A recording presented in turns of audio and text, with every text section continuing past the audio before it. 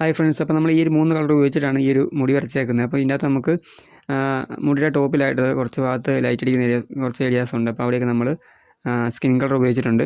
ബാക്കി നമ്മളൊരു ഡാർക്ക് ബ്ലൂവും പിന്നെ ഒരു ബ്ലാക്ക് പെൻസിൽ ഉപയോഗിച്ചിട്ടാണ് നമ്മൾ ആ ഒരു ഭാഗമൊക്കെ ചെയ്തേക്കുന്നത്. അപ്പം ബാക്കി ഭാഗം വരയ്ക്കുന്ന സമയത്ത് നിങ്ങൾക്കത് നോക്കി മനസ്സിലാക്കിയെടുക്കാനായിട്ട് സാധിക്കും. അപ്പോൾ നിങ്ങൾ ഇവിടെ സ്കിപ്പ് ചെയ്യാതെ കണ്ടിട്ട് ട്രൈ ചെയ്ത് നോക്കുക. എന്തെങ്കിലുമൊക്കെ ഡൗട്ട് ഉണ്ടെങ്കിൽ നിങ്ങൾ തീർച്ചയായും കമൻറ്റ് ചോദിക്കാൻ നിങ്ങൾക്ക് റിപ്ലൈ തരുന്നതായിരിക്കും.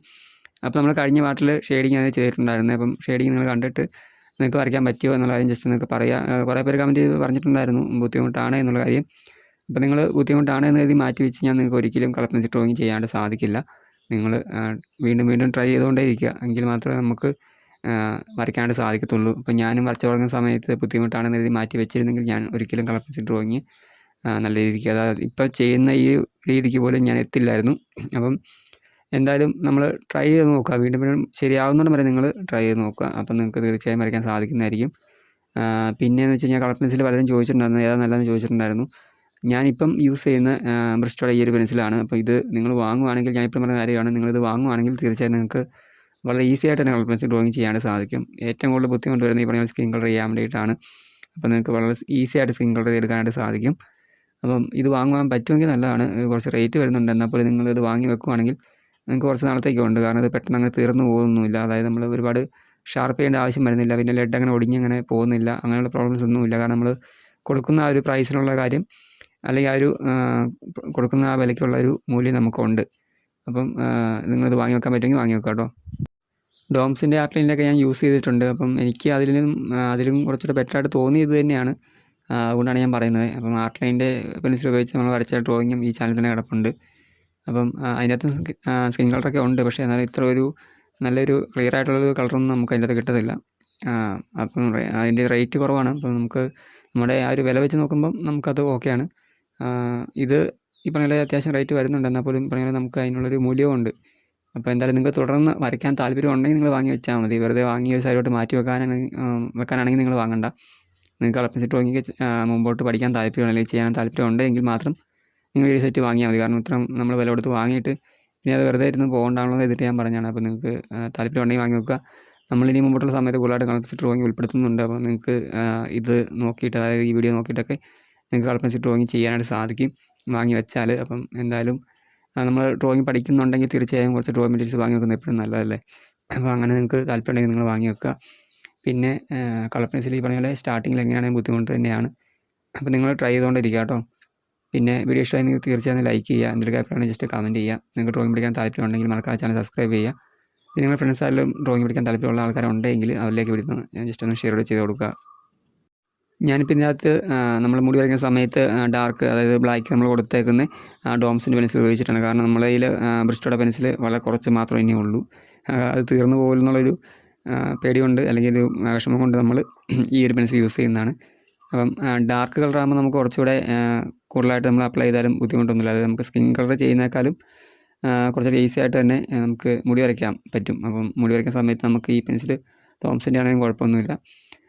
ഡാർക്ക് നമ്മൾ വീണ്ടും വീണ്ടും കൊടുത്താൽ മതി. നമ്മൾ ബ്രിസ്റ്റോയുടെ പെൻസിൽ നമുക്ക് കുറച്ചുകൂടെ ഡാർക്ക്നെസ് കൂടുതലുണ്ട്. അപ്പം നമുക്ക് അതിനേക്കാളും കുറച്ചുകൂടെ ലെയർ കൂടുതലായിട്ട് ചെയ്യേണ്ടതായിട്ട് വരും ഡോംസിൻ്റെ ഉപയോഗിക്കുമ്പം. അപ്പോൾ ആ ഒരു പ്രശ്നമേ ഉള്ളൂ. നമുക്ക് എന്താ പറയുക, ബ്രിസ്റ്റോയുടെ പെൻസിൽ നമ്മൾ കുറച്ചുകൂടെ ഉള്ളല്ലോ എന്ന് ഓർത്തിട്ട് സൂക്ഷിച്ച് വെച്ചേക്കുന്നത്. നമുക്കത് കണ്ണ് വരയ്ക്കുന്ന സമയത്തൊക്കെ നമുക്ക് എന്തായാലും ബ്ലാക്ക് പെൻസിൽ, ആ ഒരു പെൻസിൽ തന്നെയാണ് യൂസ് ചെയ്യുന്നത്, ബ്രിസ്റ്റോയുടെ തന്നെയാണ് യൂസ് ചെയ്യുന്നത്.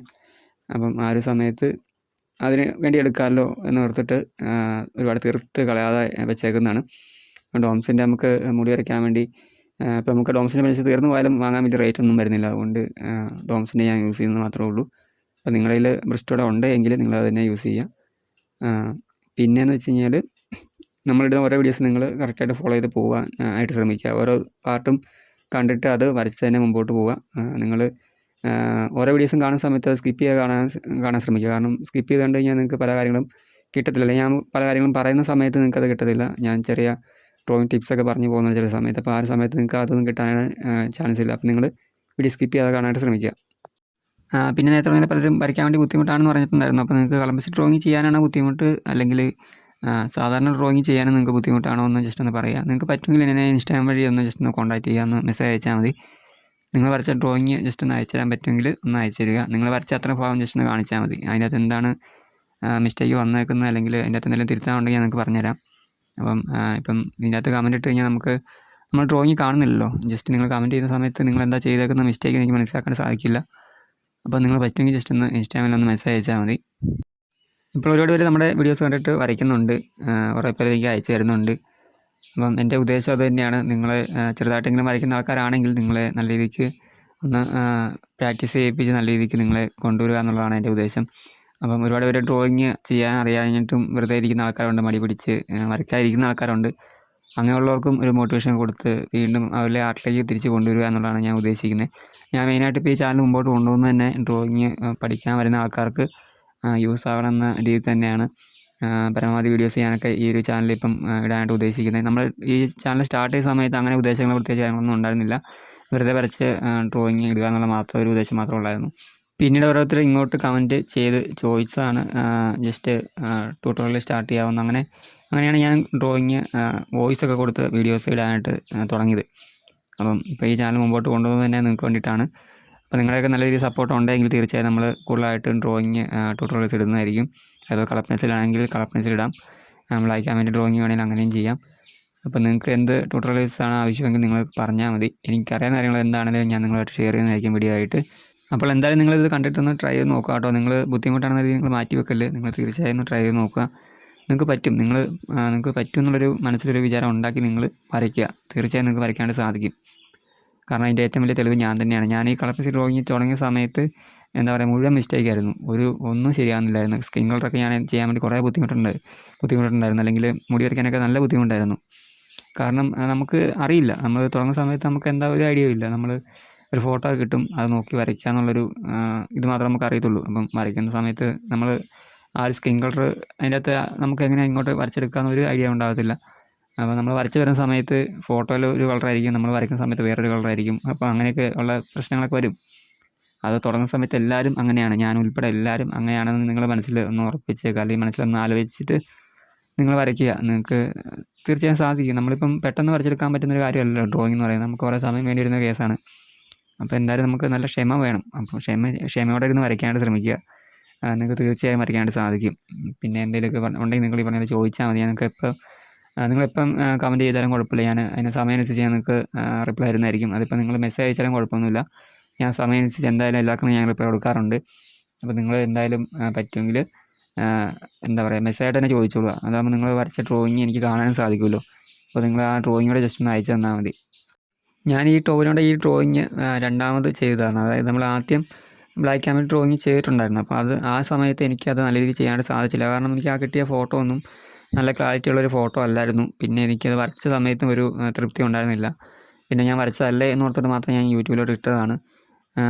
അപ്പം അത് ബ്ലാക്ക് ആൻഡ് വൈറ്റ് ആയിട്ട് നമ്മൾ ചെയ്തത്. അപ്പം എന്തായാലും ഞാനൊന്നും മനസ്സിൽ ഉറപ്പിച്ചിട്ടുണ്ടായിരുന്നു എനിക്ക് ഈ ഡ്രോയിങ് ഒന്നുകൂടെ നല്ല രീതിയിൽ ചെയ്യണം എന്നുള്ളൊരു മനസ്സിലൊരു വിചാരം ഉണ്ടായിരുന്നു. അപ്പോൾ അങ്ങനെയാണ് ഞാൻ വീണ്ടും ഈ ഡ്രോയിങ് ഒന്നുകൂടെ ചെയ്തത്. അതും കളർ പെൻസിൽ ഉപയോഗിച്ച് നമ്മൾ ഒന്നുകൂടെ ചെയ്തു. അപ്പം കളർ പെൻസിലായിട്ട് പോലും നമ്മൾ ഇത്ര നല്ല രീതിക്ക് ചെയ്യാനായിട്ട് സാധിച്ചു. നമ്മൾ ബ്ലാക്ക് ആൻഡ് വൈറ്റ് ഡ്രോയിങ് കഴിഞ്ഞ പ്രാവശ്യം ചെയ്തിട്ട് അത് നല്ല രീതിയിൽ ഒത്തിട്ടില്ല. എന്നാൽ പോലും അതിനേക്കാൾ കുറച്ചൊരു ബെറ്ററായിട്ട് ചെയ്യാൻ വേണ്ടിയാണ് ഇതിരുന്നത്. അപ്പം എന്തായാലും അതിനേക്കാൾ കുറച്ച് നല്ലതായി ചെയ്യാൻ പറ്റുമെന്ന് എനിക്ക് തോന്നുന്നു. അപ്പോൾ നമ്മൾ അങ്ങനെ മനസ്സിൽ വിചാരിക്കണം. നമുക്ക് തെറ്റിപ്പോയെങ്കിൽ നമ്മൾ ഒന്നുകൂടെ നല്ല രീതിയിൽ വരയ്ക്കും എന്ന് നമുക്ക് മനസ്സിൽ ഉറപ്പുണ്ടായിരിക്കണം, അല്ലെങ്കിൽ മനസ്സിൽ വിചാരം ഉണ്ടായിരിക്കണം. എന്നിട്ട് നമ്മൾ വീണ്ടും വരയ്ക്കുക.